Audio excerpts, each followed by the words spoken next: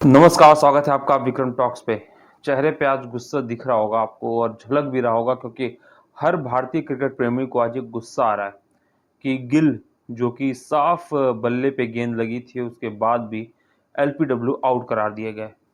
अब जब हमारे पास टेक्नोलॉजी है कि डीआरएस ले सकते हैं, डीआरएस लेना भी चाहिए था विराट कोहली को खुद क्योंकि बहुत अहम विकेट है विराट कोहली।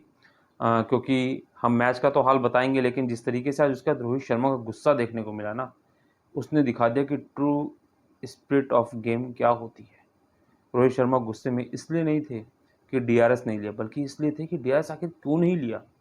विराट कोहली को भले ही शुभमन गिल ने कितना भी कहा हो, लेकिन उनको डीआरएस लेना चाहिए था। और कहीं ना कहीं फिर से ये कहा सकता है कि रोहित शर्मा को विराट कोहली से ज़्यादा गिल पे गुस्सा आ रही होगी, क्योंकि जिस तरीके से गिल को अगर नहीं भी या कंफर्म भी थे कि वो आउट हैं, तो गिल को ये कहना चाहिए था कि आप डीआरएस ले लीजिए। आप महान खिलाड़ी हैं, आप इसके केवल मैदान पे टिकने से ही सामने वाली जो टीम है वो उसके हौसले पस्त रहते हैं। लेकिन नहीं, विराट ने भरोसा किया।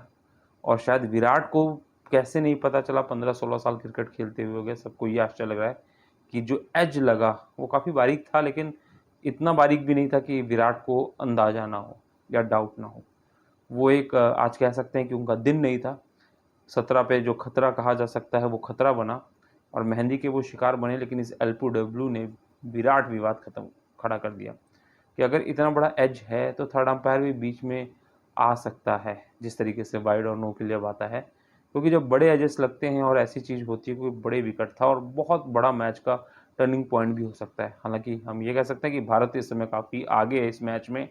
क्योंकि चलिए अब बताते हैं, क्योंकि आज जिस तरीके से कल अश्विन और जडेजा ने एक तरह से इनिंग को पूरा संभालते हुए 300 के पार ले गए थे, लेकिन आज सुबह जब उम्मीद थे कि हम जडेजा के शतक का जो है वो खुशियां मनाएंगे, लेकिन जडेजा बिना कोई रन जोड़े पिछले स्कोर 86 रन पे आउट हो गए। उसके बाद आकाशदीप ने कोशिश की, एक चौका भी लगाया, लेकिन उसके बाद अश्विन आउट हो जाते हैं, आकाशदीप आउट हो जाते हैं और भारतीय टीम लगभग 339 से बना पाती है।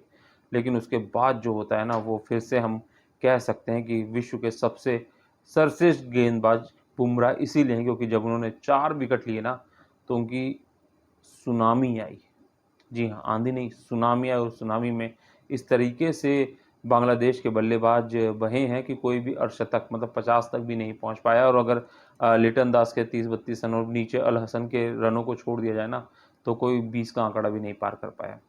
जिसके चलते केवल 149 पे ही पूरी टीम ऑल आउट हो गई। और उसमें हालांकि बुमराह की उस गेंदबाजी के चलते जहां उन्होंने 4 विकेट झटके, तो वहीं सामने से आकाशदीप, रविंद्र जडेजा और मोहम्मद सिराज को भी 2-2 विकेट मिले।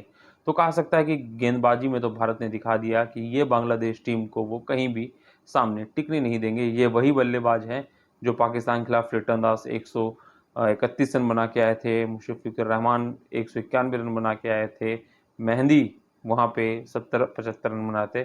वो सारे बल्लेबाज आज पस्त दिखे भारत के सामने। हालांकि जब दूसरी इनिंग शुरू हुई तो एक फिर से हम कह सकते हैं कि पहले टेस्ट मैच में रोहित का बल्ला एकदम शांत है, खामोश है। आज भी वो जल्दी चलते बने दूसरी इनिंग में भी 5 रन पे, लेकिन उसके बाद जो सबसे अधिक दुख दिया वो यशस्वी जायसवाल का, जो कि पहली इनिंग में कह सकते हैं कि अगर शुरुआत में किसी ने बल्लेबाजी थामी हुई थी तो वो यशस्वी जायसवाल ने, जिन्होंने अर्धशतक पारी भी खेली थी। वो भी आउट हो गए। हालांकि अब गिल और पंत हैं, लेकिन विराट कोहली के उस फैसले ने बहुत बड़ा क्रिकेट जगत में बवाल खड़ा कर दिया है कि एलपीडब्ल्यू के लिए ऐसा है कि जब इतने बड़े एजेस हों तो थर्ड अंपायर को बुलाया जा सकता है बीच में कि भाई एज लगा है बड़ा। हालांकि ये विकेट मिलता है और 17 पे आउट हो जाते हैं, जिसके चलते अभी 80 के पार तो भारत पहुंच चुका है। हालांकि भारत बहुत कंफर्टेबल स्थिति में और कहा सकता है कि इस टेस्ट मैच को अब भारत फेवरेट बन चुका है जीतने की, क्योंकि 200 से ऊपर रन बन चुके हैं। कल का अभी आज दूसरा ही दिन था, पूरे 3 दिन बाकी हैं। चेन्नई का जो मैदान है वो अब तेज गेंदबाजों के साथ साथ स्पिनर के लिए भी मददगार हो जाएगा, जहाँ पे भले ही पहली इनिंग में अश्विन को विकेट नहीं मिली, लेकिन जडेजा को 2 विकेट मिली है। तो दूसरे इनिंग में तो बुमराह के साथ अश्विन और घातक हो जाएंगे और जडेजा और घातक हो जाएंगे। तो कहा जा सकता है कि आराम से भारतीय टीम इस मैच को अब जीतते हुए दिख रही है।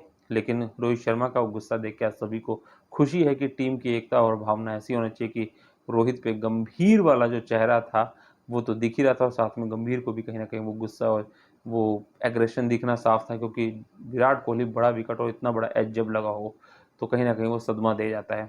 तो उम्मीद करते हैं कि कल भारतीय टीम अच्छा परफॉर्म करेगी और लगभग 400 रन के आसपास की लीड लेने के बाद मतलब जो पूर्णतया बढ़त है वो टारगेट देना चाहेगी, क्योंकि भारत किसी भी तरीके का रिस्क नहीं लेना चाहेगी। तो अभी 7 विकेट भारत के हाथ में है। तो उम्मीद करते हैं हम कि कल ऋषभ पंत, शुभमन गिल जो आज दिन के खेल के समाप्त होने तक टिके हुए हैं क्रीज पे, वो कल भारत को एक सदी हुई शुरुआत दें और कम से कम भारत को आसानी के साथ 200 के पार पहुंचा दें। तो भारत का स्कोर जो है वो करीबन 400 रन के आसपास हो जाएगा, जो कि बहुत मुश्किल है बांग्लादेश के लिए पार पाना। और उम्मीद करते हैं कि भारत ने आज ही बुमराह और हम ये कह सकते हैं कि अश्विन की शानदार शतकीय पारी, जडेजा के 86 रन की बदौलत इस टेस्ट मैच को अपने कब्जे में कर लिया है।